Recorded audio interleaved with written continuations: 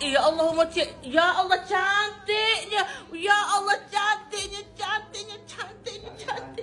Allah, cantik. Cik Lam. Kenapa you tinggalkan rumah ni yang cantik? Cik Lam. Ni, okey, inilah rumah Cik Lam. Share tak share bulan. Inilah kita main rumah Cik Lam. Makan goreng pisang. Makan goreng pisang kakak Cik Lam goreng kat dia. Kat mana? Kat rumah Cik Lam, guys. Cik Lam punya. Bos, nyek spray. Nyek. Ni sedap ni. Sirup jantan. Sirup jantan. Macam best, sabar best. Minyak wangi dari Dato' Seri Bidoy. Wangi. Kalau minyak wangi tak buka Cik Lam, dia macam ni.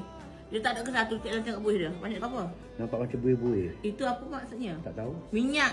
Oh, minyak betul. Patinya minyak. Kalau tak ada tu dia air sejuk, kita kocok. Dia tak ada, dia tak akan ada berbuih macam ni. Saya sendiri kan memang akan spray daripada bawah. Rumah Cik Lam.